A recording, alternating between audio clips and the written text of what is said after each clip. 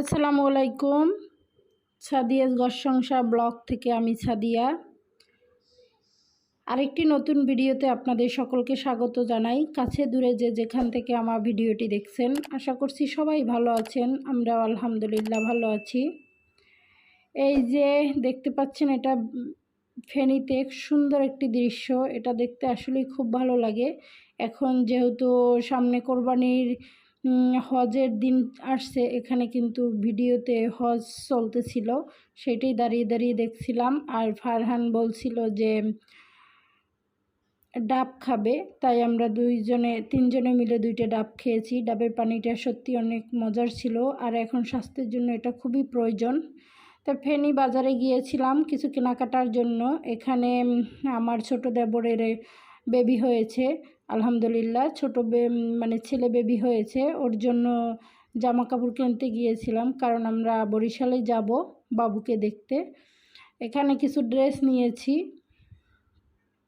পিচ্চিদের ড্রেসগুলো সত্যি খুব সুন্দর সুন্দর, আর ছেলেদের চেয়ে মেয়েদের ড্রেস আরও বেশি সুন্দর। এই 2টা নিয়েছি মেজো দেবরের ছেলের জন্য, রায়াত বাবুর জন্য।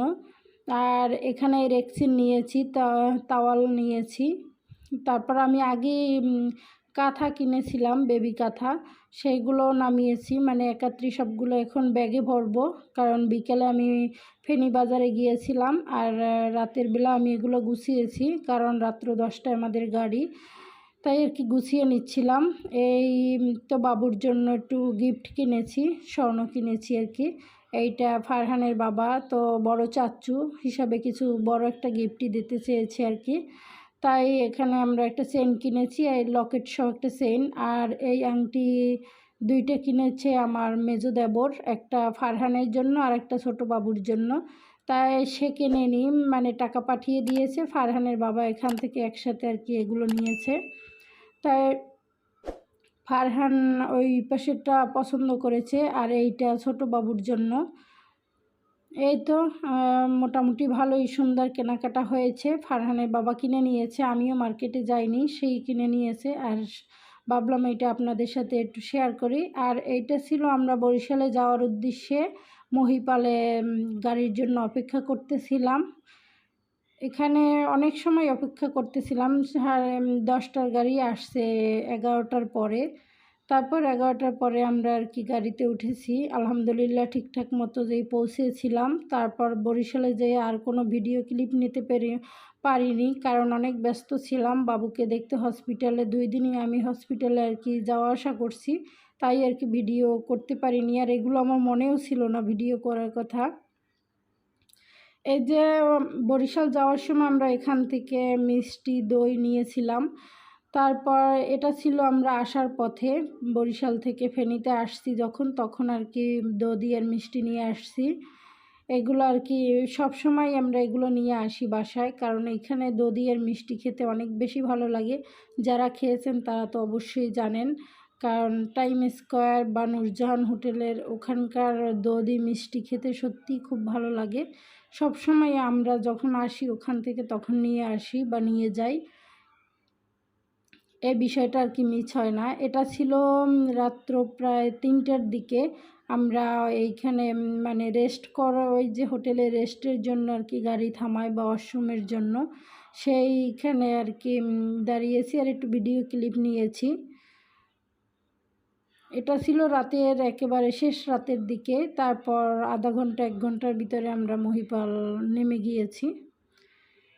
তো আমরা এখন ওখানে রেস্ট করে ওয়াশরুমে গিয়েছিলাম। তারপর ওখান থেকে এখন গাড়িতে উঠবো আর কি, সেই জন্য আর কি গাড়ির দিকে যাচ্ছিলাম। মনে হচ্ছিল যে মাথা টাথা ঘুরে পড়ে যাব, এরকম একটা অবস্থা, কারণ সারা রাত্র গাড়িতে ছিলাম।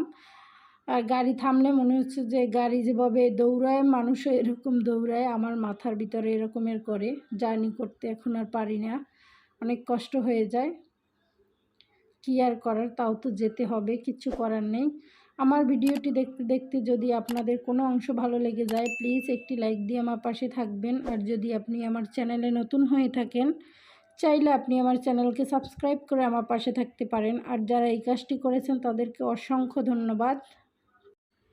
রাতের বেলা জার্নিটা আমার যেন কেমন ভালো লাগে না, ভয়ও লাগে। দিনের বেলা জার্নি করতে আমার খুব ভালো লাগে, এটা বেশি একটা বিরক্ত বোধ হই না। আর এটা ছিল আমরা গাড়ি থেকে ফজরের আজানের সময় নেমে গিয়েছি, তখন আর কি সিএনজিতে করে বাসায় যাচ্ছিলাম। তখন ফেনী কত মানে এত জ্যামের শহর, আর অনেক গাড়ি ঘোড়া থাকে, দিনের বেলা তো অনেক যানজট থাকে। আর এখন রাতের বেলা পুরাই ফাঁকা, একেবারে রাস্তা নিরিবিলি, কোনো নাই। এরকম ভালোই লাগছিল, কারণ এরকম নিরিবিলি দেখা হয়নি, তাই ওই দিন দেখেছি, খুব ভালো লেগেছে। তারপর তো আমরা বাসায় চলে এসেছি। এই যে আমরা মিষ্টি আর দধি নিয়ে এসেছিলাম, সেইগুলো ফ্রিজে রেখে দিয়েছি। তারপরে সকালবেলা কি খাবো, অত সকালে এসে তো ঘুম দিয়েছি, একটা উঠে গিয়েছি 7:30টার দিকে। ফারহানের বাবা বের হবে, আমি ফজরের নামাজ পড়ে একটু চিড়া ভিজিয়ে রেখেছিলাম, বাসায় চিড়া ছিল, ভাবছি যে দই চিড়া খাওয়া যাবে। ফারহানের বাবাকে তো দিয়েছি, সে খেয়ে বের হয়ে গিয়েছে।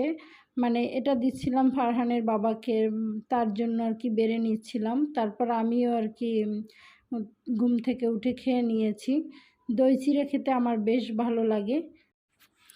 আজকে ভালো মতো ভিডিওটি শেয়ার করতে পারিনি, কারণ একটি হযবরল ভিডিও হয়ে গিয়েছে, কারণ বরিশাল থেকে চলে এসেছি আর মন মানসিকতাও ভালো ছিল না, আর ভিডিও করতে পারিনি। যেটুকুই করেছি সেটুকুই আপনাদের কাছে আজকে শেয়ার করছি, আশা করছি আপনাদের ভালো লাগবে।